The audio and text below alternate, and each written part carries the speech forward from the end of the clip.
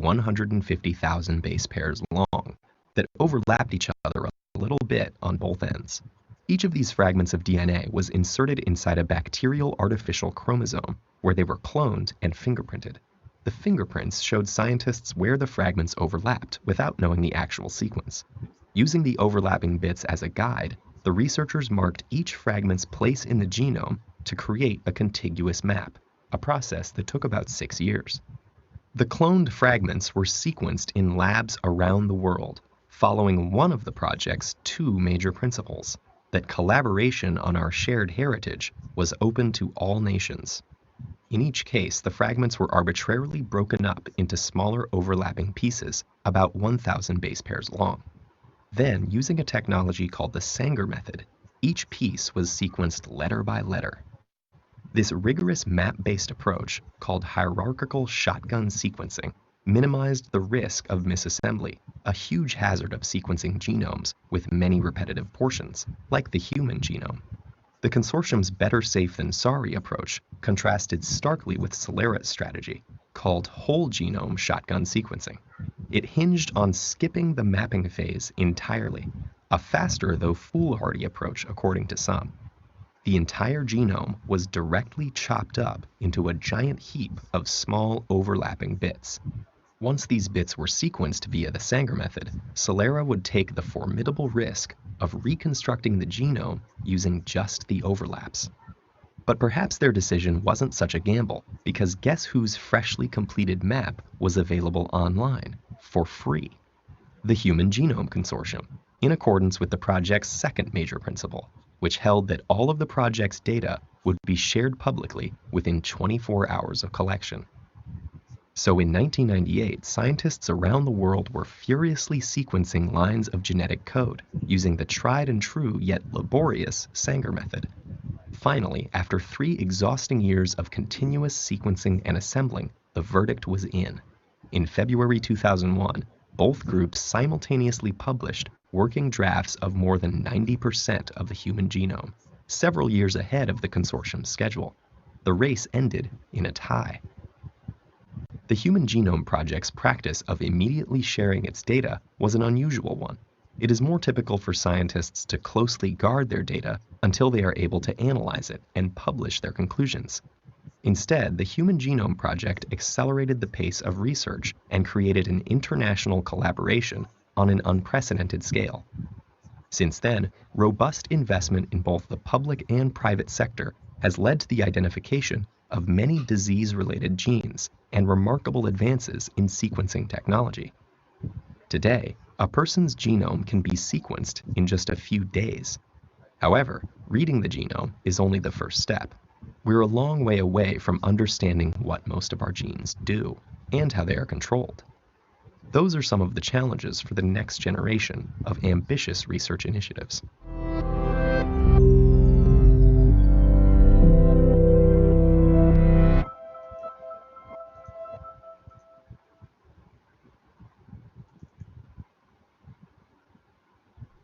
Produced with exclusive support from Illumina. This is the story. Is my second screen visible now? Yes, ma'am. Okay. Story of you. Billions of years of evolution, and here you are, watching this guy. He is Gregor Mendel, an Austrian monk and scientist. Hello, Gregor. In the middle of the 1800s, he's going about his monkey business breeding pea plants and discovers that certain traits are inherited as units, that his pea flowers are either purple or white, never a blend of the two, never purple-ish. We call these units of inheritance genes, and for this discovery, Mendel is known as the father of genetics, which, since monks aren't allowed to father much of anything, is both naughty and excellent. Like Gregor, you are built from around 50 trillion cells. Like him and his pea plants, your cells contain a set of instructions that you pass on to your children, your genome. It's all made of DNA, which carries a code built from an alphabet of just 4 letters, A, T, C, and G. But there's 3 billion of them. Gosh, that's awfully complicated. Since Mendel, staggering progress has been made deciphering genomes. Here are some other 50 trillion cell folk, Watson, Crick and Franklin, discovering the DNA double helix. And this lot, figuring out how the code is translated, how and when it's active, and what happens when it goes wrong. Genomes certainly are tricky. The next chapter in your story is the Human Genome Project. The entire 3 billion letter code that makes an average person was published at the start of the 21st century to great, but not literal, fanfare. Presidents heralded the end of disease because presidents like to do that sort of thing. Unfortunately for presidents, it's not a purple and white issue. You are more complex than peas. Genetics is not just about the code, it's about how that code is interpreted, how it makes different cells and different people. To figure it out, someone has to look for differences between people. The story of you, and you, and you, and you, and a lot more yous to see how those variations combine and how they relate to disease. That's what this mob do. Compare and track genes, highlighting tiny bits in the story of you. They're also inventing faster ways to read genomes, resulting in explosions of data. Yeah, there we go. 10 years on from the Human Genome Project, the next colossal chapter in your story is the Encyclopedia of DNA Elements, or ENCODE. Take a bow. ENCODE is a monumental step towards piecing together how you and me and everyone works. It's a map that reveals the whole genome is a jungle buzzing with activity, even the parts we used to think of as junk. Not just the genes, but instructions telling them what to do and when to do it. People and diseases are complex because our genomes are complex. ENCODE hugely advances our understanding of who you are, where you come from, and how genetic disorders such as cancers or heart disease happen so that one day they'll be fixable.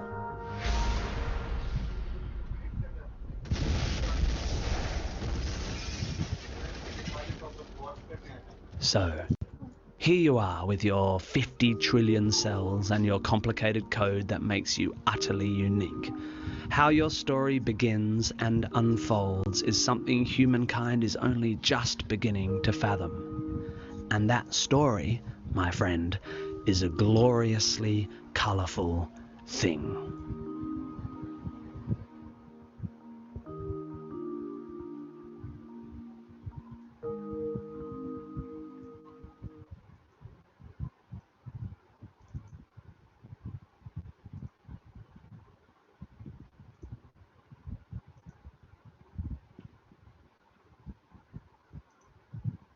Okay. So I wanted to show you the video since 1998 when the Human Genome Project began, as all of you already know, would be knowing. So the major aim was first the structural genomics part. Okay, so genomics also has structural, functional, and comparative genomics aspect. So basically they had structural genomics in mind to decode all the genetic coding of life. Secondly, yes, annotating it as well, and to some extent if they could find the functionality okay, of that of those regions whatever they are coding. But thereafter in 2003, okay, they produced the report in 1998 around, and that was the first draft of a sequence of human genome which was made available to everybody. And after that, in 2003 this ENCODE project began. So after their pilot years of 10 years, completing 10 years in 2014 around. So earlier, as you know, we all called introns or the regions which are non-coding as junk DNA. But later on, it was found that owing to this ENCODE project, that those portions are not junk. Okay, so welcome all of you. I begin with my session, today's session that deals with transformation and cloning The videos were important to share because the topics I am covering today, or I plan to take up, they are actually very important techniques that are used to to get the aim of what HGP or ENCODE did. So this lays a very important part, that is bacterial transformation and molecular gene cloning. So my presentation is divided into three parts. First, I need to talk to you guys about the culture aspect, because I'm not very sure how many of you know about plant tissue culture or microbial cultures. So some aspects which are taken into account whenever any tissue culture, be it plant tissue culture or animal tissue culture or organism microbial cultures are done, some aspects are taken into account. Secondly, the basic concept of transformation, which is exploited, greatly exploited, as you can say. Okay, and also some role of PCR, that's a polymerase chain reaction, that opened up a whole avenue of research for molecular biology. And thereafter, the main process of creating a recombinant DNA molecule, uh, which will conclude the presentation then. So if you see the, according to the dictionary, bacteria is okay, and I request everybody to please shut down their videos, switch it off. So a group of unicellular or multicellular microscopic prokaryotic organisms that lack chlorophyll. So because they lack chlorophyll, they may be saprophytes or parasites as by nature, and some of them, okay, obtain light in the presence of bacteriochlorophyll. So this is a petri dish or petri plate having a semi-solid medium, okay, which is you can see transparent in nature, and you can see growth of different organisms on it. So one very important two three important steps to identify the difference of organisms is, first you can see the color is different. So definitely one species will produce one type of colony or should produce one type of colony. Second, morphological marker which is taken to differentiate between the species in culture is either they form a smooth colony or crinkled colony. So let's say if this is a smooth colony, and you have a, somewhat crinkled colony. Some may have cottony appearance, but usually the cottony appearance is associated with fungal cultures, and bacterial cultures are shiny to see. So you know that they mutate spontaneously and they grow at an exponential rate. So they have the logarithmic S-shaped curve of growth curve, if you see. So Luria and Delberg, they presented the first convincing evidence that bacteria like eukaryotes are capable of spontaneous mutation. So this was referred to as the fluctuation test and marked the initiation of modern bacterial genetic study. Some important terms which we come across during the growth of bacteria and culture is microbial growth, that means increase in the number of microbial cells in a population. The growth rate, when the increase is taken or calculated per unit time. Generation relates to the interval for the formation of two cells from one cell, and how much doubling time a particular culture requires to double up the speed. Okay, because that is very okay, you all would be knowing, you would have come across Agrobacterium tumefaciens, that is a natural genetic engineer which is exploited for carrying out transformation, and that's also a bacteria. And earlier it was Agrobacterium tumefaciens, but later on they found that it was Radiobacter rhizogenus. But because of the popularity of that organism as Agrobacterium, so that word that scientific name is still used. So if we use bacteria for transformation, so we have to grow them, culture them. So what are the things? First, we need to grow them, and ensuring that there is no mixing of any other strain. We want only that particular bacteria, right? So growing in bacteria, you would require a medium to supplement the growth. Then you need to know how much time it will take to develop the growth. That is why this generation time is important. Why is it important? Because you want to expose the tissue which you are transforming to a, what do you say, a specific quantity of the culture medium. You have to know how much bacteria it should be having. First thing. Secondly, okay, I'll just come to the growth curve first, then I'll explain that point. So this also you would be knowing, just a recapitulation, that bacteria, divides by binary fission. So what is that? Your cell elongates and the DNA is replicated inside cell wall and plasma membrane. They begin to grow inward, so invaginations occur, and then cross-wall completely forms, dividing the two cells as separate daughter cells. So this is the typical logarithmic S-shaped curve in which you have majorly three phases, definitely followed by the death phase at the end.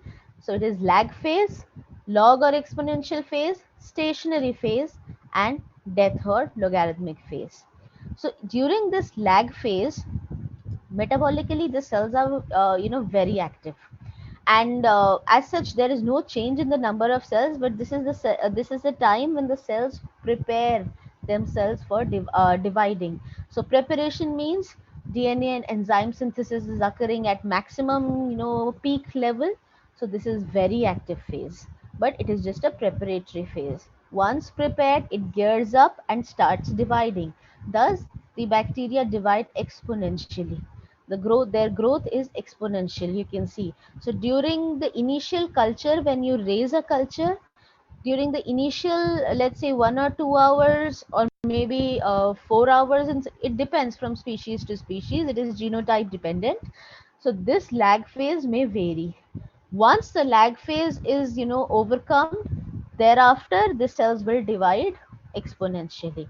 Then the a point will come there where they no more divide. So that point may also come due to some what do you say, limiting aspect, limiting factor. So the limiting factor for the growth culture would can be the exhaustion of nutrients. So no more nutrients are available for the bacteria to divide, and the product, the excretory product of theirs, the dead cells or anything which is it is becoming toxic. So still it is reducing the quantity of your culture medium, and pH can also increase, because if this any reaction will happen, then definitely pH will increase. So if pH increases, that may also affect the growth of the bacteria. Thereafter it will follow with the death of the bacteria. So the bacteria are grown in medium, which is any material prepared for the growth of bacteria in a laboratory. So it is suitable or it is optimal for that bacteria. And culture means microbes growing and multiplying in a medium. So a petri dish having microbial growth, or a test tube or a conical flask having microbial growth, is termed as culture. So the basic requirements for growing bacteria artificially under lab or inside lab, you need to keep in mind some important parameters that can be physical or chemical. In physical parameter, temperature is very important. Every microbial organism has its specific temperature of growth, pH and salt. Whatever salt would be specific. And I will just show you comparison of E. coli and agrobacterium growth conditions, and also in the some following slides. And chemically, you need to see that the major source are carbon, nitrogen, and oxygen. They are the macronutrients you all know. So for building up the major, metabolic activity of the bacteria, or the cell and everything inside the DNA and RNA and protein. So whatever it requires, we should supplement it before. And there, okay, so this was medium, singularly known as medium, and in plural it's known as media, culture media. And there is also one more term, minimal medium. Now minimal medium means the minimal growth requirements that should be contained in any media, consisting of the organic carbon source, various inorganic ions, be it your sodium, potassium, magnesium, calcium, or ammonium, present as inorganic salts. So no hormones or anything you are adding to it, or no vitamins. So that forms your minimal media. So if any bacteria can grow on minimal media, a bacteria must be able to synthesize. That means if it is growing, that means it is able to synthesize all organic compounds with the help of only those minimal constituents. It doesn't require any additional thing. So those organisms which are wild type organisms, they are known as prototrophs. Okay. And if any bacterial mutant for any particular amino acid, if that is the case, so the mutants are known as auxotroph. For example, you have different types of now when we are providing minimal media, sometimes because bacteria utilizes your amino acids, so you need to provide that amino acid also in the medium additionally. Now when will that happen? That will happen when the bacteria itself is not able to generate that amino acid, right? So prototrophs do not require any additional component, but any mutant, let's say if it is histidine auxotroph, that means along with minimal media you will have to provide histidine in the culture plate so that the bacteria can grow.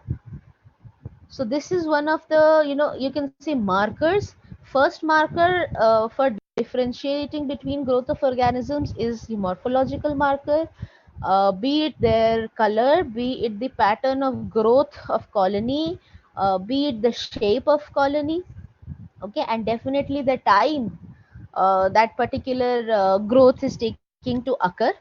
And then you can check it biochemically also according to the prototroph or auxotroph at that level. So if you see the medium, uh, the broth, the liquid broth may contain peptones, because peptones provides vitamins and minerals. Sometimes beef extract is there, sometimes yeast extract is there for microbial growth. Now this thing doesn't happen in your what do you say, plant tissue culture media. It's not there. Okay, in plant tissue culture media you just add macronutrients, then a carbohydrate source, and then you have hormones, yes, hormones or vitamins.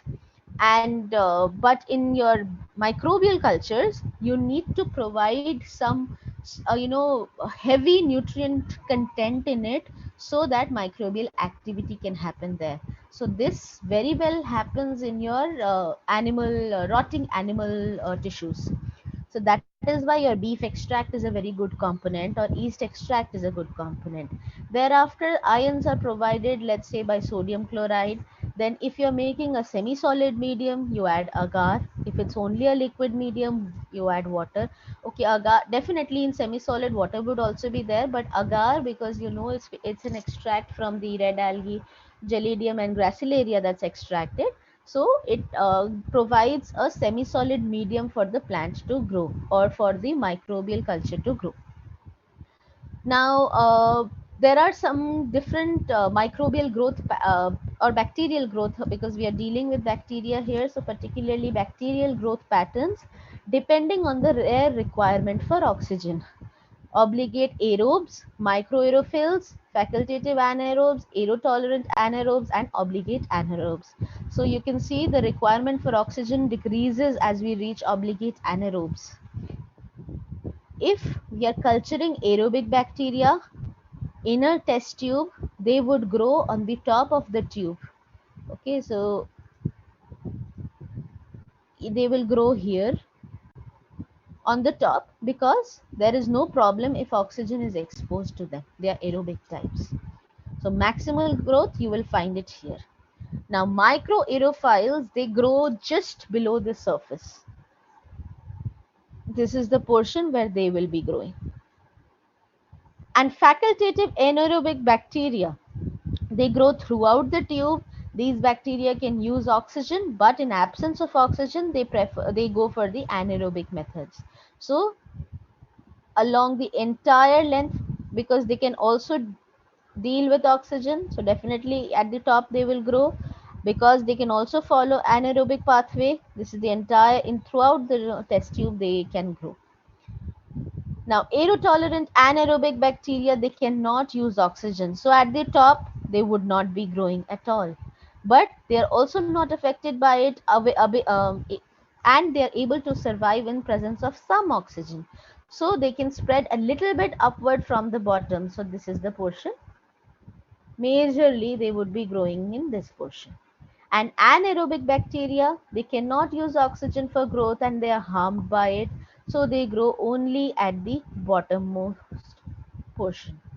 So this is one important parameter which has to be considered while you are growing any bacteria for culture. What type of requirements it has. So if we see in laboratory conditions, the optimum growth conditions for E. coli culture and agrobacterium culture, they slightly vary. Agrobacterium is more specific. Okay, so the preferred medium, if you see, it's Luria botani medium for E. coli, also known as LB medium. Now, for agrobacterium, YB medium is used. That means yeast extract and beef extract medium. So, this is a very rich medium. Okay, it doesn't mean agrobacterium cannot grow on LB. Some people use LB medium only for growing agrobacterium cultures, but they would grow better in YB medium compared to LB medium. You can see the composition is striptone, NaCl, yeast extract, and in agrobacterium culture you have beef extract, yeast extract, peptone. Peptone is again a similar product as striptone, sucrose, magnesium sulfate.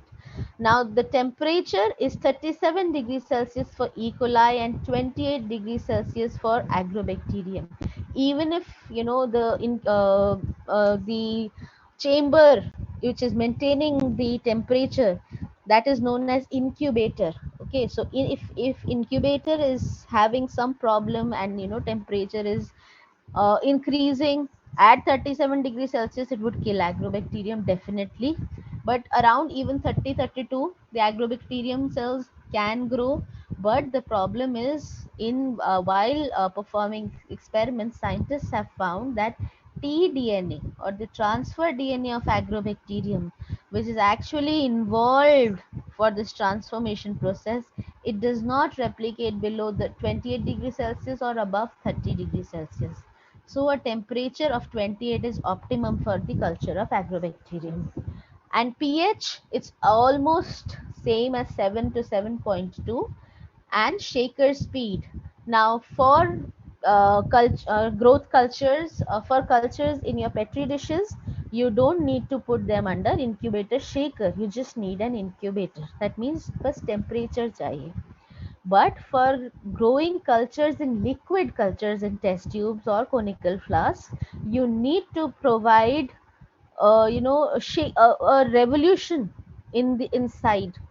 So you something has to continuously swirl the test tubes or conical flasks. Now that instrument which is then used is known as incubator shaker, that performs experiments that performs both the reactions of incubating as well as shaking. So why that shaking is required, so that proper aeration is always maintained inside the culture. And one more important point when you make liquid cultures is that if, let's say, you are only raising 10 ml of culture, you need 100 ml of conical flasks. Why? Because that much space, empty space, is required to maintain the oxygen for the growth of the bacteria. So 180 rpm is required for E. coli and agrobacterium requires 220. E. coli is a very friendly bacteria, so even if you keep the petri dish culture just behind the fridge at your home, the culture would be raised. So then the media, they are divided into 4 groups according to their agar content.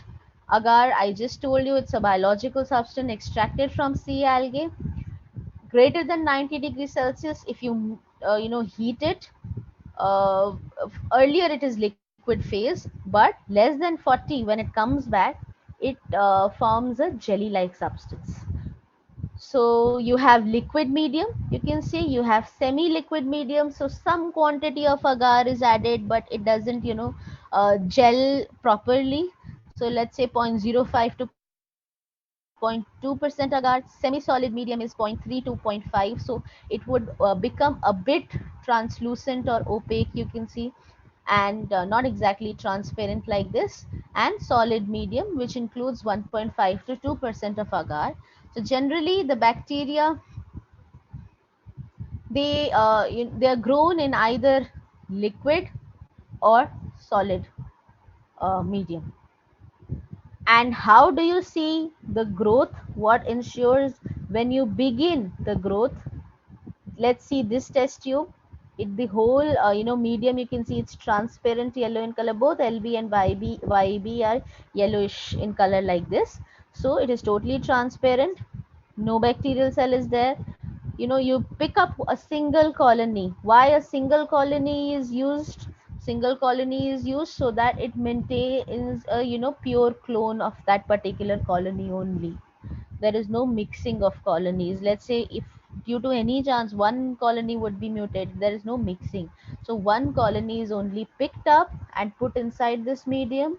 After the growth conditions, overnight, you give of 37 degrees Celsius and 180 rpm, or 28 degrees Celsius and 220 rpm. This turbidity indicates growth of bacteria. So this is culture liquid. You can see the color also becomes whitish because of the growth of bacterial cells. And in solid culture, you see the bacterial growth as colonies. Now these streaks, they're all they are all millions of colonies there. So by single colony I meant one colony like this, or one colony like this, but I will not prefer this one, because in this the two are already merging together. So I pick up one colony with the help of a sterilized toothpick or pipette tip, micropipette tip, and put it inside, or just touch it inside the medium, in the test tube, inside the test tube. Thereafter, one more important factor is counting the number of colony forming units, also known as CFUs. So for a successful transformation experiment, you need a particular number of colony to be there inside the culture. If concentration of bacteria is too great, the colonies will grow into each other and the plate will be uncountable. It will merge. If this is when we are growing them in the petri dishes.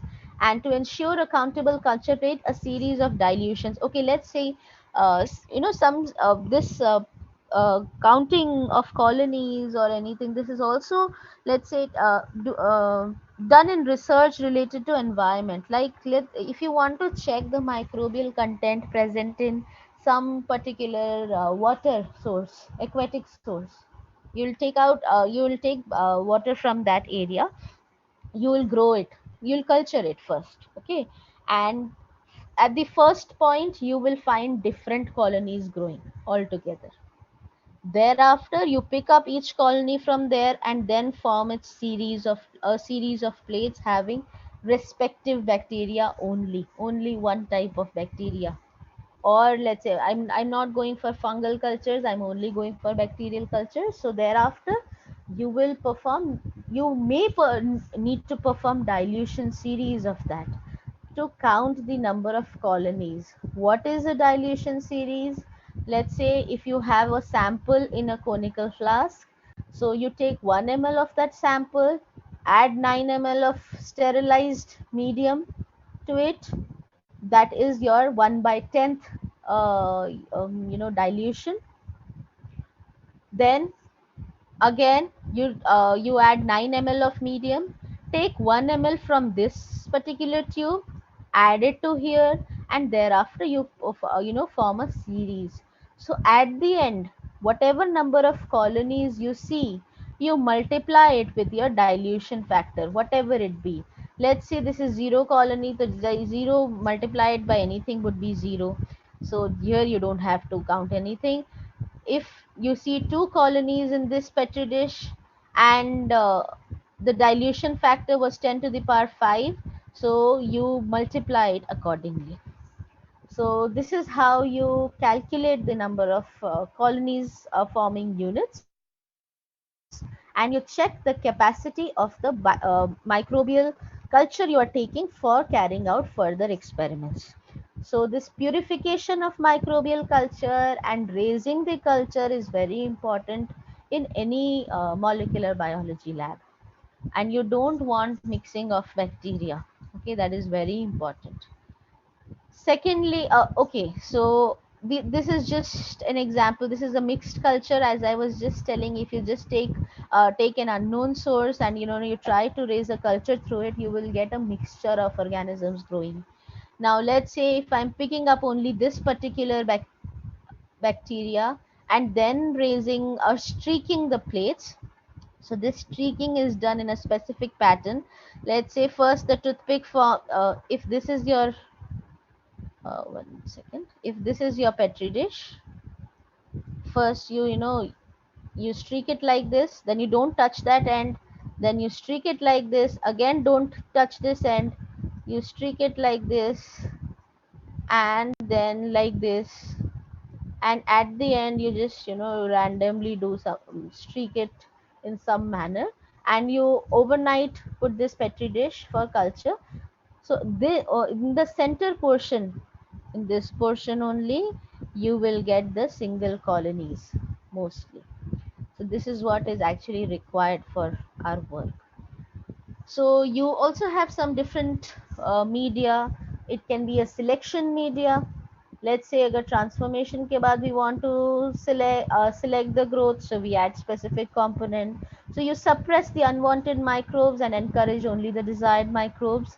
There is differential media. You differentiate colonies of the desired microbes from others. And there is enrichment media. So you increase numbers of desired microbes to detectable levels. So if you think, uh, and okay, these cultures which are raised for some time, they're kept at 4 degrees Celsius in our refrigerators. After that, if you want to again raise a fresh culture, you again give it a plate and pick up a colony and streak. So you enrich the growth further. Now another important point in any tissue culture is sterilization and media pouring. So sterilization, it's a term referring to any process that removes or kills all the forms of microbial organisms like fungi, bacteria, virus, spore, etc., present on the surface or in the fluid or in any compound or any instrument which we are using for culture. Now why this is important? Because let's say if you're using some particular water, in labs you use double distilled water, but if you're using that water, it from the beginning only it shouldn't have any microbial growth, because you want only your microorganism to grow in it, what you want, not the ones which are present in the environment. So this sterilization is very important for any culture. And secondly, when you pour the media, okay, so this is how in the petri dish, if you pour, it will form a just straight, it will just spread in a straight manner. But in test tubes, after you just pour, you try to give a slant to the test tube. Why is that? It increases the surface area for growth of the organism, be it both plant or microbial cultures. In the left petri dish, you can see small Arabidopsis plants growing. Okay, so this is just the initial step, and thereafter you can harden them into your pots, flowering pots. Now sterilization can also be physical or chemical. Let's say the first sterilization, if you see the dry type of heat, that is using the oven. So anything which is and the second one is heat but in the presence of moisture. Now this one of the way of is pressurized steam. This is with the use of autoclave, which you all would have heard of. After autoclaving, okay, you do not provide heat to the microbes growing or the plants growing. You only provide heat to the medium which you want to sterilize, or to the apparatus you want to use for culture. Okay, not the not living tissue. So anything which is autoclaved, it is then put into dry oven. So it's a second sterilization. Then you use ultraviolet radiation in laminar hood chambers, that is radiation sterilization. Now some antibiotic or some compounds like antibiotics which you prepare the solution, if you if any medium you autoclave, there is a fall in the pH of the medium. So let's say if I want the pH to remain at 7.2, before autoclaving I will set it up at 7.4, so that after falling it would remain at that range. Now this is somewhat specific to the autoclaves being used from lab to lab. So you have to standardize some things according to the place you're working in. Second is radiation sterilization, that is through the UV chamber present in the or UV light present in the laminar hood. And third was the filtration. Yes, this is the membrane filtration. So there are sterilized membranes through which the solutions are passed, because those solutions, if they would be autoclaved, they would degrade. So you require filters for sterilizing those chemicals. Then you have your chemical sterilization, but also, so one very important chemical sterilization which we do for for plant tissue culture, not for the microbial cultures I'm saying, it's alcohol sterilization treatment with ethanol.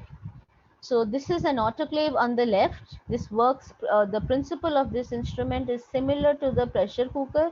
Okay, so it maintains 121 degrees Celsius and 15 psi pressure, and you treat the medium for 15 to 20 minutes at this temperature.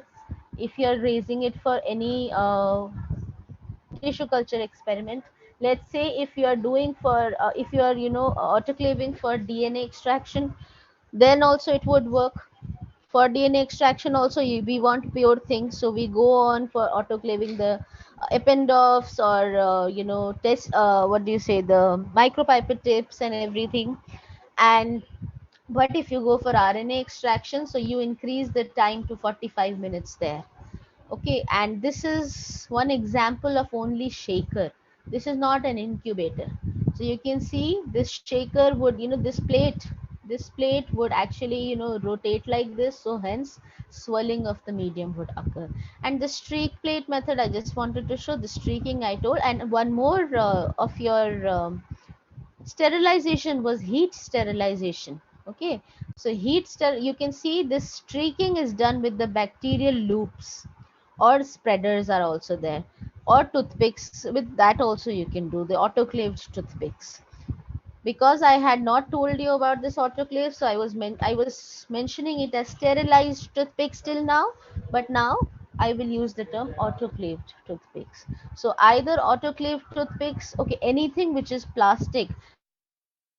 Now all those ependophs or micropipettes, they are made from a special polypropylene material that doesn't melt on autoclaving, but normal plastic would melt, so that cannot be put under autoclave again. Okay, and so this particular loop, it is actually dipped in alcohol and flamed. So this is flame sterilization, this is known as. So even your let's say your forceps or scissors, if whatever you're using for culture, they are also flame sterilized. Okay, so this is the process of so first they are autoclaved, then they are radiation sterilized, thereafter they are treated with rectified spirit and flame sterilized. And this you can see is the laminar hood in which all this culturing is done. Microbial culture should never be opened outside the laminar hood. So you don't want contamination to happen. Microbes are present in the environment totally. You want it to be culture should happen in a pure environment. The best example is laminar airflow. Now this is radiation sterilized every day once in the morning. Okay, not before every use. Once a day is enough, and it has HEPA filters also known as high efficiency particulate air filter, that ranges from zero point 0.5 to 2 microns in the pore size.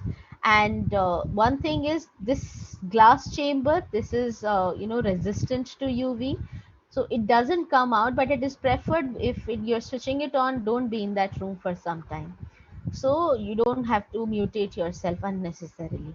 So you can see there would be filters, so air would go from this chamber and come out from this. This is something like the air stop. If you go to any mall or any place which has air, pressure of air coming on the top of the door. The moment you open the door, there is a gush of air at that place. Now, why is it placed there? So that microbes don't enter along with you. With the gush, they would come out. Same, these HEPA filters and everything, they are used in operation theaters also, because you want sterilized condition in operation theaters. So this, with this, I cover up the first part of my presentation. Thereafter, I lead with the information on the genetic recombination in bacteria, which is the source of being exploited for this particular work which we do of sequencing of or whole the genome projects and everything. So bacteria, they are haploids. In other words, they have a single chromosome. They have some extra chromosomal genetic material, which are plasmids or transposons. The changes in the genome can occur either by mutations, or they can have genetic recombination. True sexual reproduction is lacking, but genetic recombination also causes mixing, so it is somewhat referred to as sexual reproduction in bacteria. And mutation means any change in the base sequence of DNA. So change in the genome is of considerable importance in terms of bacterial virulence and drug resistance.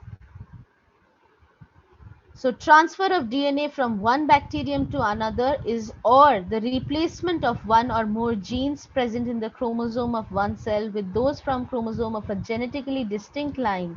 This was the basis for the development of chromosome mapping methodology. There are two types of transfer majorly: vertical gene transfer or horizontal gene transfer. Vertical means when this transfer is occurring between members of the same species. Let's say parent to offspring gene transfer, or parent to progeny transfer, that is vertical gene transfer. Horizontal gene transfer means when there is transfer between members of related but distinct bacterial species, not only bacterial species, between different species altogether. Let's say you're creating transgenic, you are using a character of daffodil and trying to insert it into the, or integrate it into rice, forming golden rice. That's an example of horizontal gene transfer. So HGT is the major factor in the process of speciation in bacteria also. So transfer of DNA from one organism, which is the donor, to another recipient with subsequent integration into the DNA of the recipient is known as genetic recombination. The DNA which is transferred may be integrated either into the nucleoid by various mechanisms like homologous or non-homologous. And yes, I just mentioned true sexual reproduction is lacking, but genetic recombination occurs by three types of methods, which are known as conjugation, transformation, and transduction. What is homologous recombination? Homologous DNA sequences, that means they are nearly same nucleotide sequences. So if we are trying to it's, if there is recombination happening, let's say one organism has a particular eye color and another organism has another eye color, and recombination is happening in that, it will not happen that after recombination the recombinant will have two genes for the eye color. So there is exchange for that position, specific position. How specific position? That which is related by homology. Homology means they are descended from the same ancestor, that particular portion. So similarity due to common ancestry. So those recombinations are known as homologous recombination, and that is what we want for our transformation experiments, and this happens in bacteria by the Recce proteins. So this involves breakage and reunion of paired DNA segments as seen in three mechanisms of genetic recombination: conjugation, transformation, and transduction.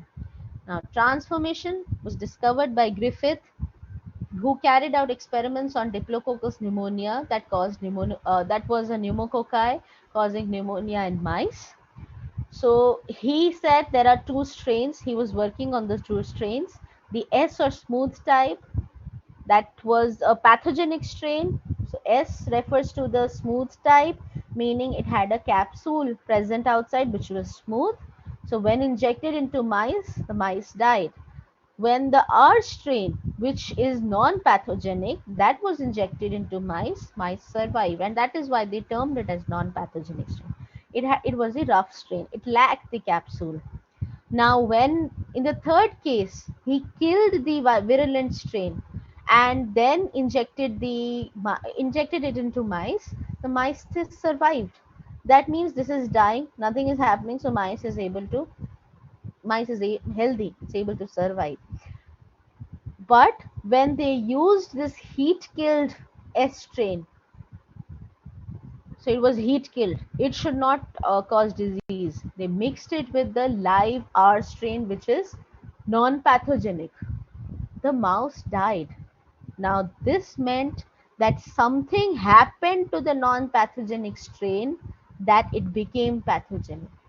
Because this was heat killed alone, it should not kill the mouse. But non-pathogenic strain should definitely not cause the death. So there was a chemical substance from one cell that was capable of genetically transforming another cell. The heat-killed bacteria passed the disease-causing ability to the harmless strain. So one strain of bacteria had been changed permanently into another strain. So factor was transferred. Now what was this factor? Later on, many scientists did work on that, and Avery and the others, and Avery experimented to find out which factor in the heat-killed bacteria was most important for this transformation. So Griffith did work on transformation. Around approximately 15 years later, Avery, MacLeod, and McCarthy experimented, and they found this was a factor which was causing the change. Hershey and Chase, they confirmed that DNA is genetic material, and thereafter in 1953, Watson and Crick were credited with the double helix discovery of DNA. So genetic recombination, in which a DNA fragment from the dead degraded bacterium enters a competent recipient bacterium and is exchanged. So this term is again important, competent, because in lab we try to make competent cells for this purpose. So competent means which is able to take up, okay, which is competent enough to receive the DNA. So that is exchanged for a piece of the recipient's DNA. So mechanism, you require a dead donor bacterium as the source of DNA, and DNA from the dead binds to DNA binding protein on the cell wall of the competent live cells, involves two steps: entry of foreign DNA into recipient and recombination between the foreign DNA and its homologous region. So not non-homologous but homologous region in the recipient. So in a population of bacterial cells, only those in a particular physiological state of competence can take up. That means if you're taking dying cells, those cells which are at the end of stationary, what do you say, they have reached the stationary phase, they won't work. Okay, so you require those cells. If you remember, I just told you that we have a S-shaped curve pattern. So this was the lag phase, then log phase, then stationary phase. Cells at this particular portion will not be competent. They would be towards their end of life. This phase, they would be just preparing for the beginning of their life. Again, not competent. So we want cells which are at the log phase, logarithmic phase. So studies have shown that various kinds of bacteria readily undergo transformation naturally. This is the reason why agrobacterium is used. Some more examples are there, and E. coli is one of the most friendly bacteria used in laboratories, and others can be used in the laboratory to become competent. So passage into the cell is thought to be an active process requiring energy and specific transport of the molecules, and soon after the entry, one of the two strands of the double helix is digested by nucleases, so leaving only one strand to participate in transformation. So if a nucleoid is present, there is homologous exchange, only one strand will be exchanged, not both the strands of the helix. And surviving DNA strand aligns with the complementary region of the chromosome. So you have a donor bacterium which is dead and is degraded. Fragment of DNA from donor binds to the DNA binding proteins at the cell wall of a competent cell, which is living and also known thereafter known as recipient cell. Then the Recce protein, they promote the genetic exchange between fragments of the DNA and the donor and recipient DNA. This is known as pairing and recombination. So pairing, why pairing? Because you want to find out the homologous portion. So you pair with it and recombine. One strand is taken away and the other strand is added. Integration occurs, exchange is complete. So this is just a small animation of transformation.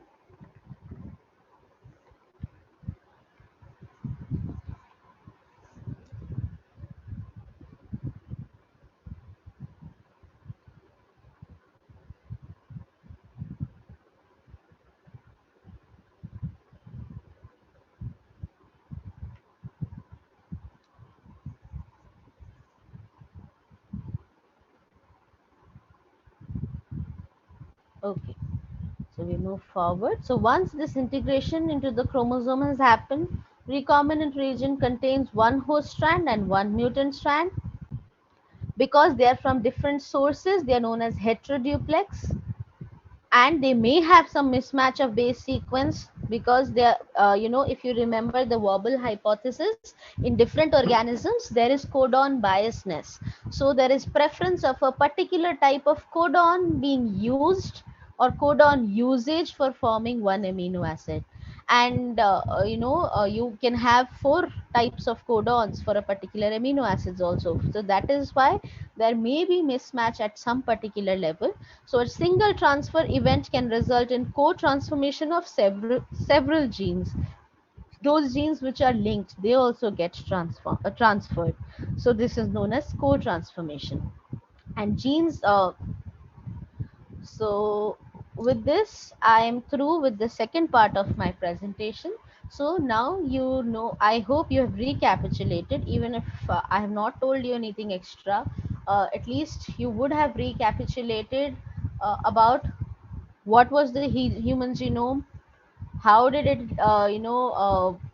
lead into encode, then why you are studying this topic today, then the basics of bacterial culture, thereafter the basics of the transformation process.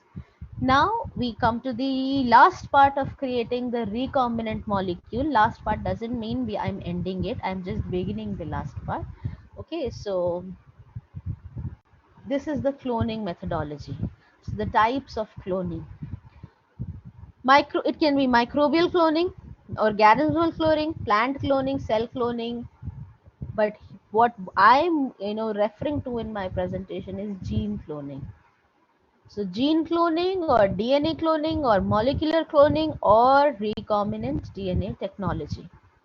So it's a loaded term which can be used to mean very different things. Cutting a piece of DNA from one organism, inserting it into a vector where it can be replicated by a host.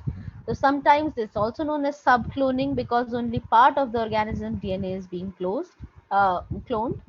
And using nuclear DNA from one organism to create a second organism with same nuclear DNA, that would also mean cloning.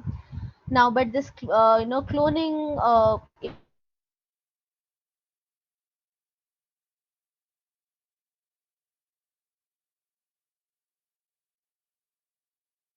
is credited as the father of genetic engineering, Paul Berg.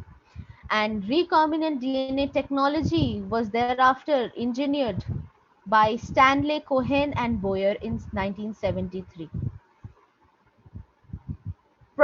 Now, what is this? Production of large number of identical DNA molecules from a single ancestral DNA molecule.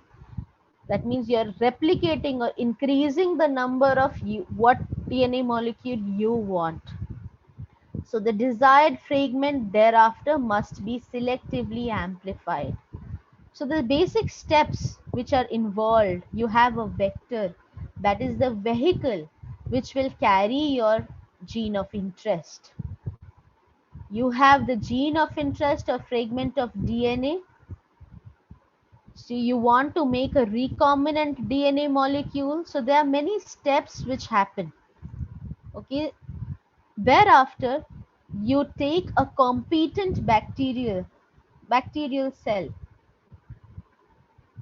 which does not have any plasmid. Okay, so it's a plain strain. So there are cells available like that. One example is DH5 alpha, which is most extensively used for as far as E. coli is concerned. Then you transport it into the host cell. So now this bacteria which lack the plasmid is carrying this recombinant DNA molecule. Then you allow normal cloning process of bacteria to happen. So you multiply the recombinant DNA molecule. Then as the cells would divide, they would also carry them. So you have appearance of bacterial colonies growing on the solid medium. So these are some of the basic steps which happen if you see the whole overview. If you just see the overview. So when DNA is extracted from one organism, all its genes are obtained.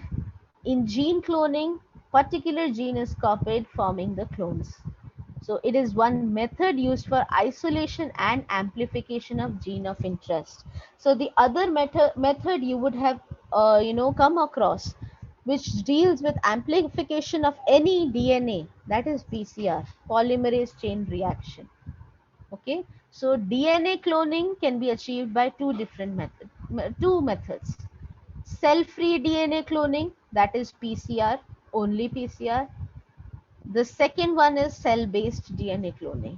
But for your PCR cloning, important point you want, polymerase chain reaction, it requires primers.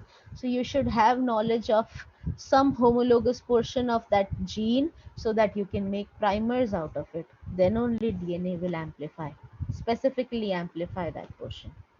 The other one is cell-based DNA cloning, in which we use the bacteria. So, an American biochemist invented this polymerase chain reaction technique, and he shared the Nobel Prize in 1993 with Smith. This is a central technique in biochemistry and molecular biology, and the person credited is Cary Mullis. So it was described by New York Times as the highly original and significant contribution, virtually dividing biology into two epochs of before PCR and after PCR. Now this PCR, as you can see, it was in 1993. So around 70s or 80s, he would have found that, discovered that, and this owes to discovery of many other components which are used. So in 1969, Brock and Fries discovered Thermus aquaticus in the Yellowstone National Park hot springs. So this was a thermos stable bacteria. Then in 1970s, first reports of replication of the single-stranded DNA from a template using synthetic primers and a DNA polymerase that was discovered. In 1976, Taq DNA polymerase, which is one of the best known thermostable enzymes, was isolated from Thermus aquaticus. In 1983, this technique was invented by Mullis, and in 85, introduction of the first thermal cycler automated the PCR process. So when he did this process, he manually did it. Okay, later on, this thermocycler, as you can see on the right side, not specifically this one, this is one which is produced by Biorad, which is presently produced by Biorad. So I'm not talking this was made, but yes, one of the first thermal cyclers were made. Why thermal cycler? Because they can carry out chain reaction, they can cycle the process, and by maintaining specific thermal conditions. So in 1989, Taq DNA polymerase was named as Molecule of the Year, and in 1993 he was credited with the Nobel Prize. So beginning with a single molecule of genetic material, DNA, PCR can generate 100 billion similar molecules in an afternoon. Reaction is easy to execute, requiring no more than a test tube, which is your PCR tubes, smaller than Eppendorf, a few simple reagents, and a source of heat. DNA sample can be pure or it can be a minute part of an extremely complex mixture of materials. DNA may come from a hospital tissue specimen, from a single human hair, from a drop of dried blood at the scene of crime, from tissues of a mummified brain, or from a 40-year-old woolly mammoth frozen in a glacier. These were his words. So PCR is a process used in molecular biology to amplify. Amplify means increase the amount, a copy of a piece of DNA across several orders of magnitude, thereafter generating thousands of millions of pieces of that particular sequence.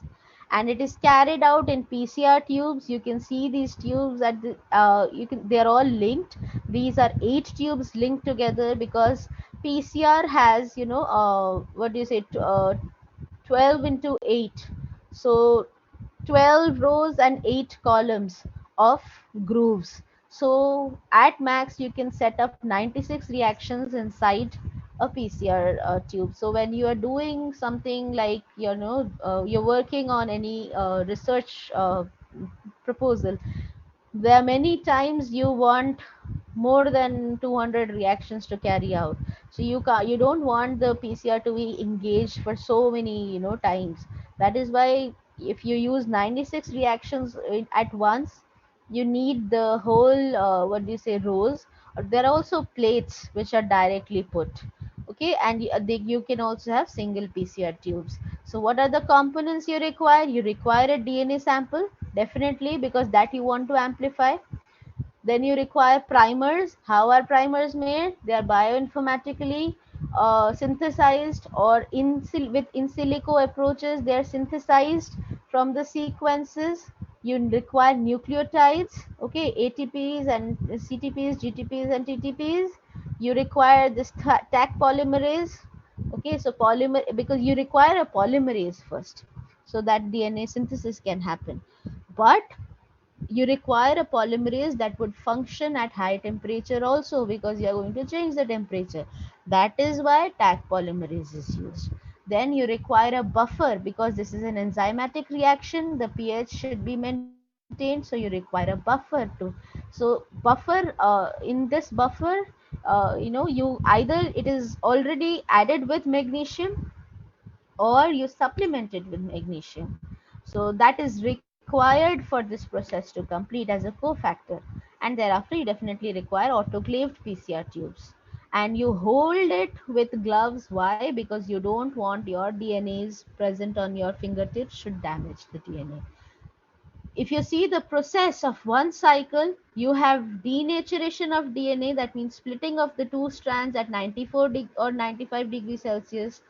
Annealing is the second step, whereby your primers anneal, forward and reverse primers. So this temperature varies from, let's say, 45 to 65 degrees Celsius, depending on what type of experiment you're doing, or the length of the primer, that is also important. Or if it has more GC content, then the temperature required would be more, because GC has triple bonds. Then finally the third step is extension. This is when one cycle is happening. So you also have a initial denaturation and final extension. Thereafter these steps of denaturation, annealing and extension are multiplied for 30 or 35 times. So you have millions of copies of the required DNA. This is one method with which you can amplify the DNA you want. The second one is cell-based method. For this, you need a DNA fragment having the desired genes to be cloned. You need restriction enzymes to restrict or cut the DNA. You need ligase enzymes to join the DNA. Okay, then you need vectors or carriers, which are your plasmids are one type of vector. So to carry the DNA, secondly to maintain and replicate the gene in the host cell by its natural mechanism. And lastly, you require a host cell in which this recombination or a product can replicate. So these are the basic steps which are there. So let's say this is a human cell. You are taking out a gene. You're specifically amplifying one gene for human growth hormone, restricting it with EcoR1. So that is eco. Now all the enzymes are named first from the organism which they are extracted, and thereafter, if same organism yields many enzymes, many which is similar, so they are given the series of 1, 2, 3, 4, 5. So eco means E. coli, R means R strain, and this is the first enzyme. So it produces the sticky or coherent ends. Then you take out isolate a plasmid from bacteria that also would be having EcoR1 restriction sites. You digest it, so you have loose sticky ends now, and thereafter you can add the ligase enzyme, so they would recombine together. And this recombinant DNA you can insert into a bacteria which lacks plasmid. So that bacteria now has only the plasmid which is inserted by you. So these are the basic steps which are involved. So isolation of DNA fragments to be cloned, insertion of isolated DNA into a suitable vector to form the recombinant DNA, introduction of this DNA into a suitable host. Then this is okay, fine. You raise it, multiply it, this is okay. But hereafter, you need to select which are the cells which are actually transformed and identify the clones containing the gene of interest, okay, in that culture plates, because the culture plates will not have any other marking. For this you employ the use of antibiotics, okay. uh, One of the markers are antibiotics. Then multiplication, expression of the introduced gene in the host, isolation of the gene or proteins expressed by the gene, and purification. Now these steps 5th, 6th and 7th, why they are important? Let's say I want to get something sequenced.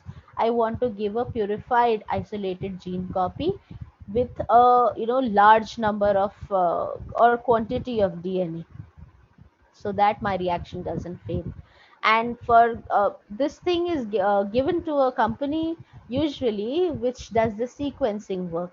Now if I want to get a particular portion sequenced, as I mentioned day before yesterday, that one sequence of 500 to 700 base pairs, let's say, costs around 700 to 500 rupees, depending on from company to company. Now usually Sanger sequencing is preferred.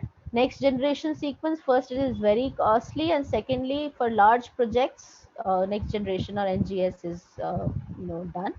So for this particular 500 base pair stretch of DNA also, one sequence I get, I will not rely on that only. So I will try to send more clones for sequencing of that particular region only, and that is and let's say, and that should be an odd number, because by the what do you say the majority thumb rule, we select the sequence finally. Let's say I am giving 5 sequences of 5 samples or 5 clones for sequencing a one particular portion. Then whatever maximum amount I get, the sequence of one particular stretch, I will consider that sequence to be accurate. So you isolate plasmid, cut the plasmid with enzyme, you isolate DNA, identify your gene of interest, cut it with the same enzyme so that it produces the same sticky ends, and usually the enzyme producing sticky ends should be used. You combine them. This is ligase does this work. So add DNA ligase, which closes the circle with the covalent bonds. So your recombinant DNA molecule has the gene of interest. Put it back into bacterium by transformation. So create a recombinant bacterium. This transformation you are doing experimentally in lab and allow bacteria to reproduce. So desired gene, now these are just basic steps, again in detail, the steps I've just mentioned. So desired gene may be isolated by using restriction endonuclease, cut DNA at specific sites, and sometimes reverse transcriptase is used, as we mentioned during the question answer round that day, so which synthesizes complementary DNA strand from the mRNA. Now, it is interesting that restriction enzymes which are taken from bacteria, okay, that cleave DNA at specific sites and producing discrete fragments, they were isolated by Nathans and Smith. Why are they present in bacteria? They are present in the bacteria as a natural defense for the bacteriophages or the virus. But one interesting factor is that they don't kill they don't affect the DNA of the host bacteria. How is that? By excessive methylation, they cause in the host DNA, so that is not recognizable because this is an enzymatic reaction, so it won't form a proper lock and key hypothesis kind of a thing, and thereafter it doesn't affect its own host DNA. So you then purify the DNA fragments, whatever you have isolated, restricted, you purify it, insert of interest that you want to clone into your plasmid needs to be separated from the other genomic DNA content. You can do this separation specifically by doing some PCR reaction which has primers of known region that would amplify that particular portion only. Then using gel electrophoresis, you elute that particular DNA from the gel by cutting out the band and then separating it, both the DNA from the gel. पहले तो हमने DNA isolate किया, उसको PCR genomic DNA isolate किया, उस पे PCR reaction set किए so that एक स्पेसिफिक रीजन हमारा एम्पलीफाई हो उस अब now according to the base pair size with gel electrophoresis हम ट्रैक करते हैं साइज मार्कर के हेल्प से कि कौन सा साइज हमें यूजफुल है और वो कौन सा वही होना चाहिए जो हमारा ऑलरेडी सीक्वेंस प्रेजेंट है. Let's say so now this we particular band which is observed in the gel, we cut it with the help of normal blade, okay, sterilized blade. Then with the help of kits we elute it. That means we separate DNA from the gel matrix because gel में तो ETBR वगैरह सब होगा to view the gel. We don't want this now, so we again take it back. We just want that particular DNA. So this is known as gel elution. Then you select a suitable cloning vector. Initially सबसे पहले plasmids use हुए थे.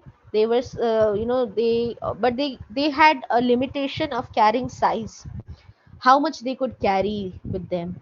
Thereafter you would have seen in the video also that for your human genome projects and BACs and YACs were taken.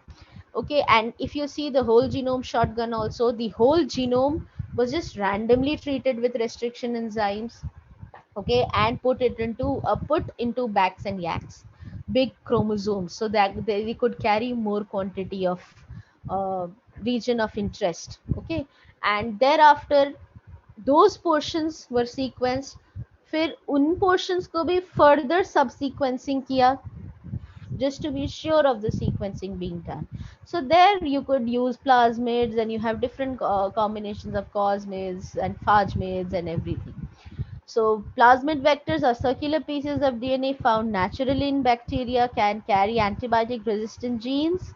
They replicate separately from the genome of the host and they can be engineered as useful plasmid. Now very important point is the mark a region of antibiotic resistance present in them. Okay, so two types of antibiotics or two types of genes are involved there. The concept of marker genes. Now, this is used for selection of the transformant cell having the recombinant product. So they can be your selection antibiotic and reporter gene. Okay, so one which just selects for and shows you, the other one reports it. So in addition to that, you can add that. So you can add a gene of interest, the selectable marker gene, which is usually some antibiotic resistant gene. So let's see if this is the plasmid. P stands for plasmid. So this is GEM3Z vector series of 2743 base pairs. It has a ampicillin resistance gene. So this is the antibiotic resistance gene is resistant for ampicillin first, and secondly it has a LAC-Z gene. Inside that LAC-Z gene it has an MCS, that is a multiple cloning site. So your gene of interest can get integrated inside this.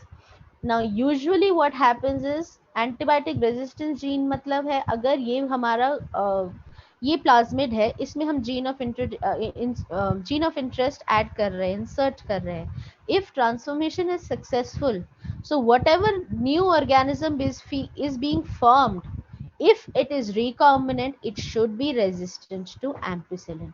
This is the concept behind it. And for the use of LAC-Z, now that's an enzyme which galactosidase. Okay, so that's the enzyme which functions in that, and beta galactosidase. And usually if this operon is unobstructed, if this operon is unobstructed, this will give a blue colored product. If there is addition of any insert in this portion, this operon gets obstructed, will not yield a blue product forming a white colony. So the recombinant cells will look white. I will again repeat this when I'm explaining alpha complementation. So you have multiple cloning sites, you have the cloning marker for this plasmid. So all cloning they carry DNA molecules. They need to have some common features. They must self-replicate inside the host cell, must possess a unique restriction site for the enzymes. Introduction of the donor DNA fragment must not interfere with replication property of the vector. It must possess some marker gene such that it can be used for screening of the recombinant cell, and then the plasmid can also be isolated from the host cell. The next step is formation of recombinant DNA. So this I've already explained, so I'm not going into this. Treating with restriction enzyme, then with the same restriction enzyme, two different portions, and with the sticky hands they combine, they because they are complementary by nature, use ligase from that is how you carry out recombination. And this new hybrid DNA molecule is known as recombinant DNA molecule. Technology is known as recombinant DNA technology. So cut plasmid with plasmid vector with AVA1, that's the enzyme here. Your gene of interest should also be treated with that, and then ligate the insert into the plasmid. So this ligation step is due to the formation of a covalent bond, and it uses ATP, okay, for this particular reaction to happen. So you need to provide it in the reaction sample. Thereafter, the transformation of recombinant vector is done into suitable host cells. Now,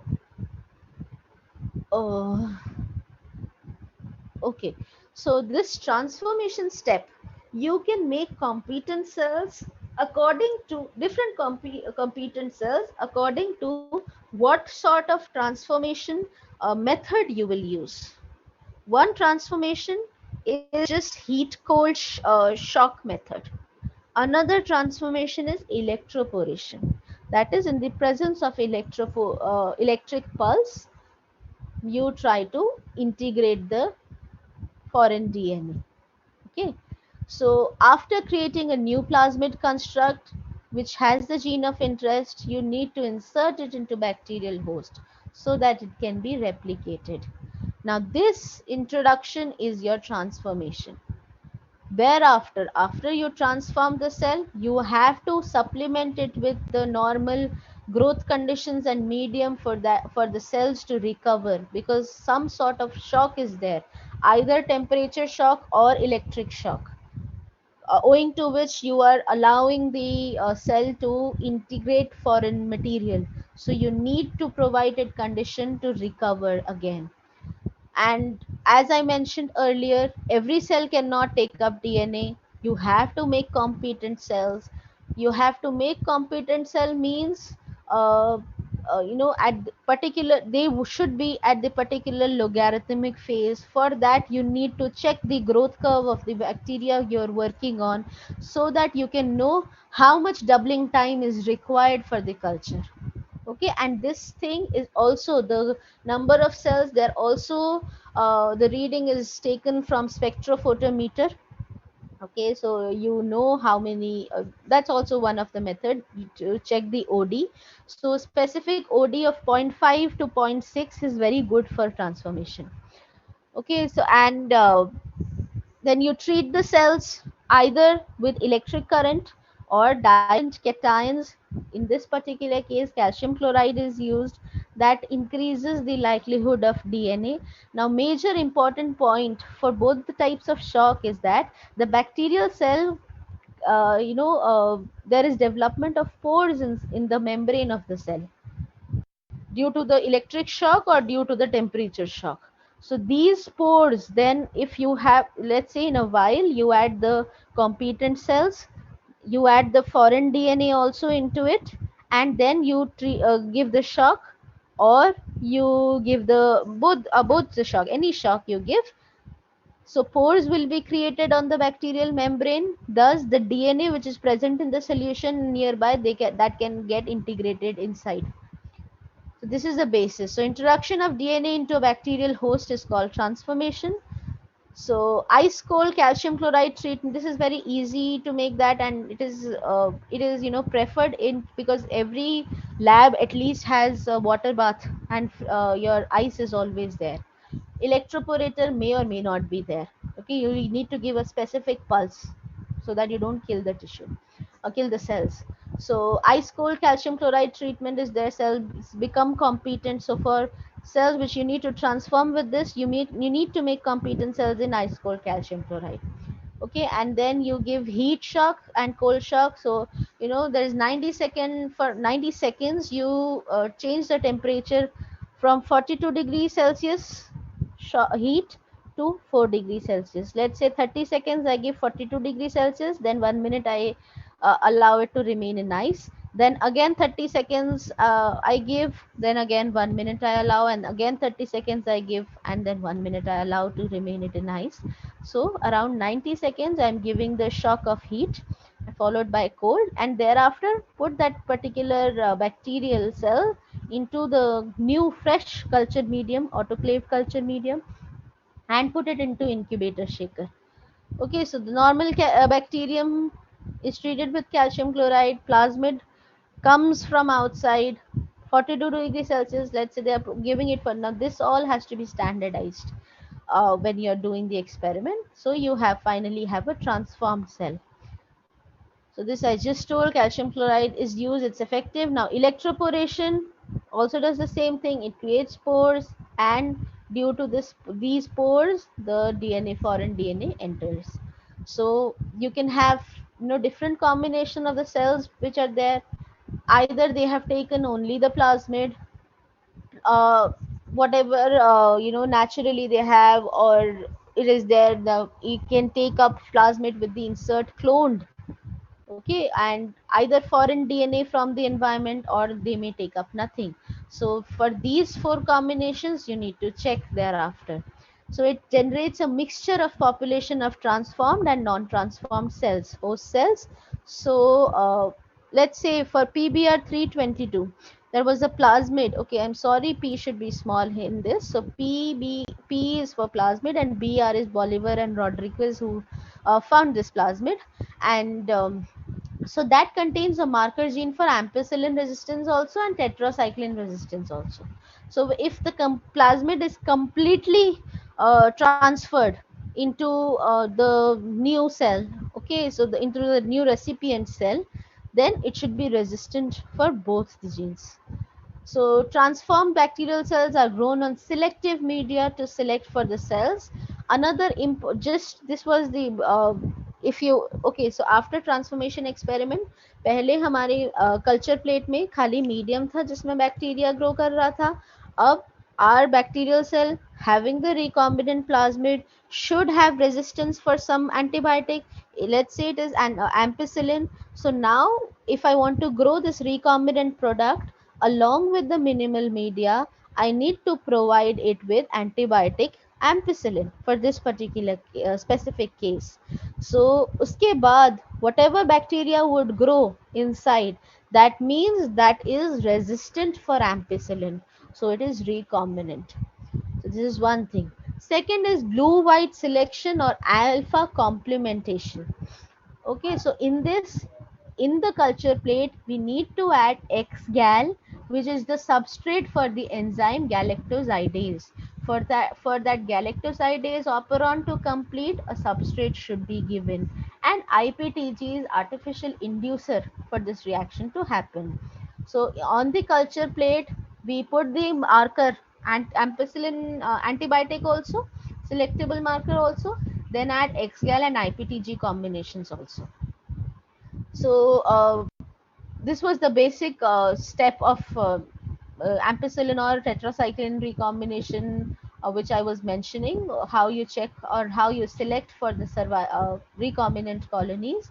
So this medium can have combination of both ampicillin and tetracycline. So whatever bacteria would actually be having complete plasmid, that would carry resistance for both the genes, so it would only grow. The other susceptible ones which are not recombinant, they will not survive on the media having the antibiotics. So this is as far as your PBR 322 is concerned. So there are colonies on ampicillin medium. First you can add it separately also, so that there is no interaction between the antibiotics. So first thing is you put ampicillin on the culture plate along with the medium. Thereafter, you, with the help of replica plating technique, you with the sterilized membrane, you touch this plate with the help of a wooden block and place it into another petri dish having tetracycline. So with these impressions being put on this medium, the cells which are now resistant first for antibiotic ampicillin would be, we have already taken only those which are again resistant for tetracycline, now they will grow. That means they are resistant for both ampicillin and tetracycline. Okay, or if you don't want to, if you want to use a master plate, that also you can do. Thereafter, whatever you can, according to the difference in the colony formation in the two plates, you can find out which are the recombinant ones and which are the non-recombinant ones. So this was what I was talking of. So if LAC-Z has the MCS or multiple cloning site, if any gene is inserted in this portion, this operon will not be able to complete itself. When this is not completing itself, there is no successful enzymatic reaction. That means beta galactosidase will not be able to use the X-gal to produce the blue color. Okay, so X-gal is 5-bromo-4-chloro-3-indolyl beta-D galactopyronoside, and it's broken down by beta galactosidase to a deep blue colored product. So if X-gal and IPTG is added to the agar medium along with ampicillin, then non-recombinant colonies would appear blue, because they, in them, the X-gal is not interrupted, but the recombinant colonies with disrupted LAC-Z gene, they cannot utilize the galactosidase, so they will be white. So this is how you see a petri dish having white and blue colonies mixed. So the white ones showed that they are transformed colonies. So thereafter you can you further take one colony and make a patch or streak it onto fresh plates so that you increase the amount of transformed DNA. Then you can check it presence of the DNA or insert with the help of colony PCR. That means PCR is taken and the DNA is actually the colony, bacterial colony we use. We use just pick it up with the toothpick and add to the PCR mix. Okay, so this is just another picture showing that only if the foreign DNA along with plasmid are taken or transformation is happening, ligation is happening and transformation is happening, if this insert is getting inserted within the lag-Z, so white colonies form. No successful reaction of galactosidase on galactoside. And if that is insert is outside lag-Z, then blue colonies would form. If there is no insert, then also blue colonies will form. These two will be non-recombinant. So in Puckett based, Puckett is PE is for plasmid, and University of California UC is taken from that. So they also produce series of plasmids. So this is the eighth one. They also have this, but they have incorporated this lag-Z selection in that also. And so even if plasmid contains insert, it may not be able to generate functional protein from the cloned DNA. Either the gene may not be intact or mutations could have been introduced. The protein encoded may require some post-translational modifications. Also, some enzymes are complex of peptides expressed from separate genes. So they are in a regulatory pathway wherein 2-3 genes are required together. So thereafter, you multiply the selected host cells. So you only pick up the transformed colonies, give it favorable conditions to grow, and you increase its quantity. Thereafter, you isolate plasmid from that multiplied or from your particular gene of interest by plasmid isolation method. So you should have a isolation method also. And so these steps of cloning and transformation are very rampantly used throughout your molecular biology. The control sequences of DNA can be identified and analyzed. The protein, enzyme, RNA function can be investigated. Mutations can be identified. Transformation experiments, you can check for the functional aspect. Now, organisms can be engineered for specific purposes, like you want to produce insulin or anything. So this capacity to blunder slightly is the real marvel of DNA. Without this, we would still be anaerobic bacteria and there would be no music. These were words of Lewis Thomas. And with this, I like to end my presentation and open for discussion.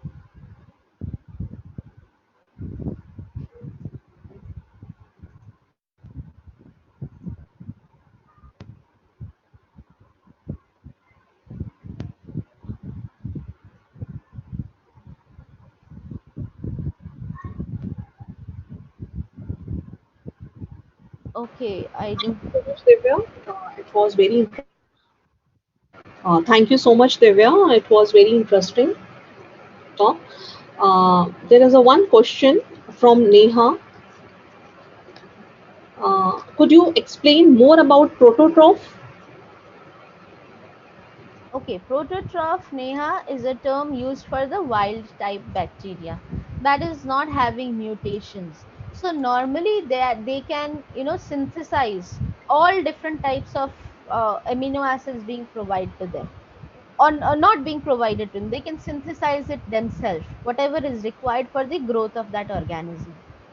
Let's say if it requires leucine, specifically if any organism requires leucine for its growth, if in the minimal medium you do not add leucine and still it is growing, that means it is a prototroph. It can manufacture its own leucine. But if it would be an auxotroph for leucine, that means it will, it will not grow on minimal media.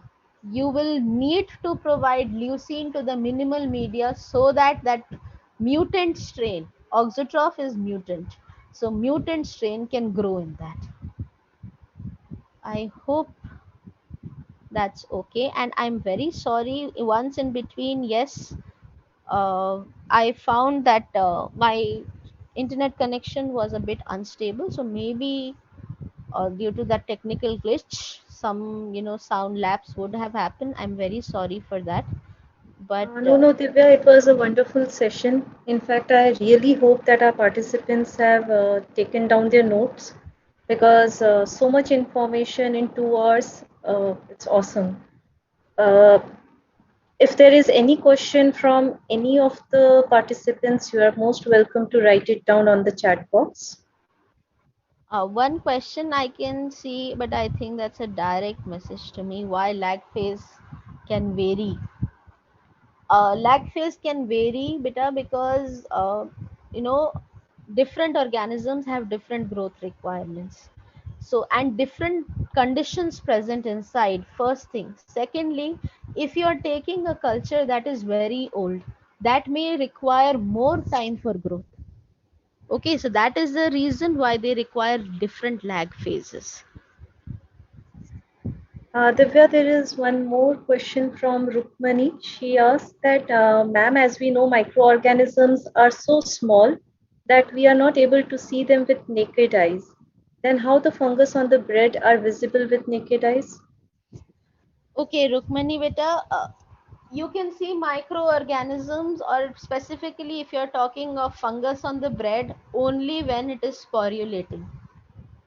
Okay, you see the black reproductive structures, or let's say green reproductive structures of your aspergillus on oranges or penicillium. So you can see them only when they are in massive quantity. They're reproducing, they have reproductive bodies which are visible as black or green or anything. Otherwise, microbes you cannot see. You can, okay, you can see the mycelial threads sometimes, if that is also massive. Secondly, here I will also like to refer one thing which my teacher from graduation had told, who was teaching fungus to us. Ki normally there is a tendency, let's say pickle, your jar of pickle has some contamination of fungus. So they say you just take out that portion and use the rest. Please never do that.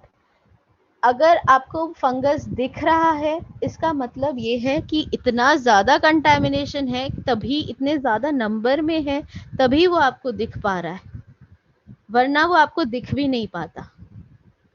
So if something is reproducing, that means the spores are getting dispersed in it, throughout the container would be contaminated.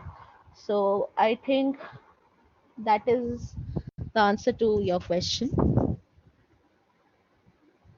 Um, I do support that, Divya, wherever we find big colonies of something, see, microorganisms are, because of the fact that they are very small in size, but when you have a big colony of the same, it is visible to the human eye, right? Hmm.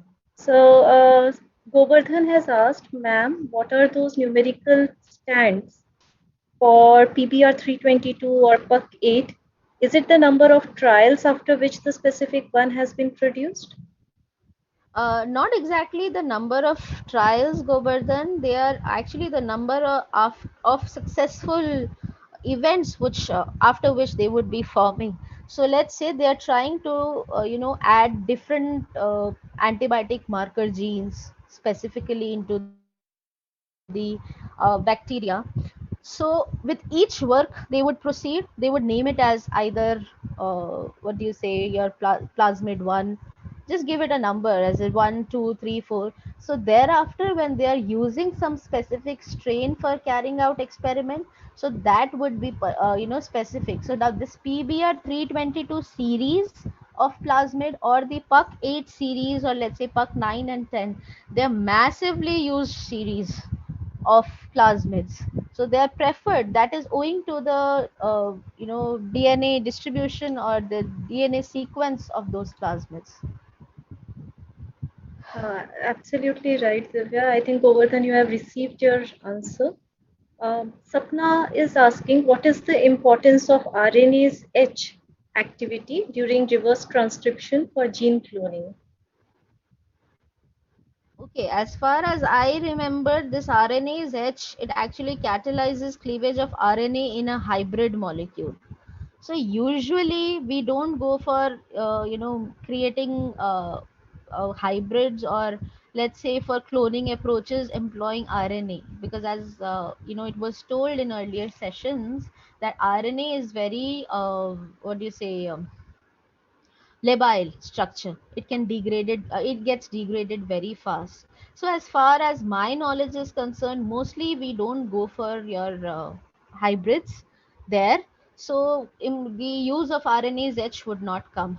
Maybe in some specific case, if a hybrid is being tried to clone, then I'll like to search on it. I'm not very sure of that right now. Okay, Divya, there is one question from Ayush, which I think Saran has tried answering. Okay, Ayush has asked if we can multiply something through PCR, why do we need to go to E. coli method for penicillin? And for that, Saran has replied PCR amplifies DNA and not metabolites. Do you? Yeah. Okay.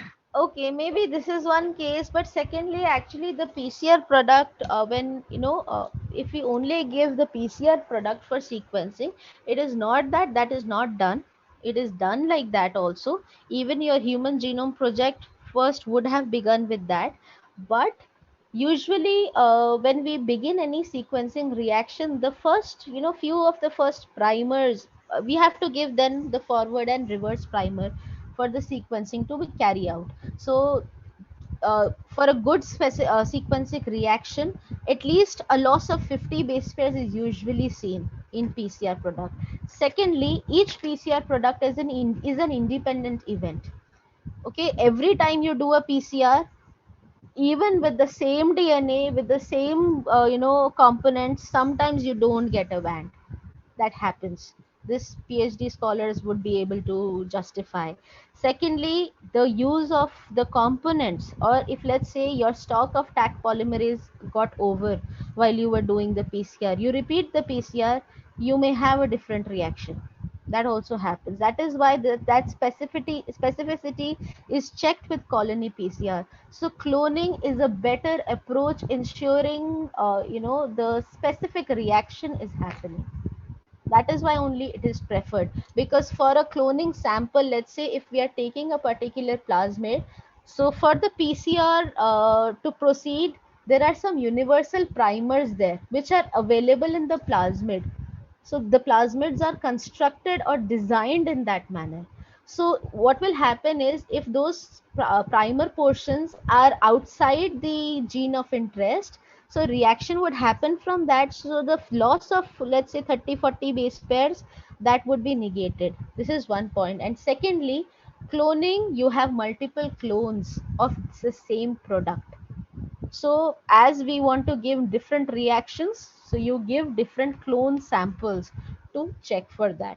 So this is the only thing why that is cloning is preferred, or it is a more sure way just than a normal PCR. Because in PCR, as I just mentioned, even the water, let's say some people use double distilled autoclaved water, some use milliq water. There is a company known as Sigma that also has water that gives a pure water. Now the Sigma water, 1 liter of Sigma water costed 5,000 rupees when I was doing PhD. I don't know about it today.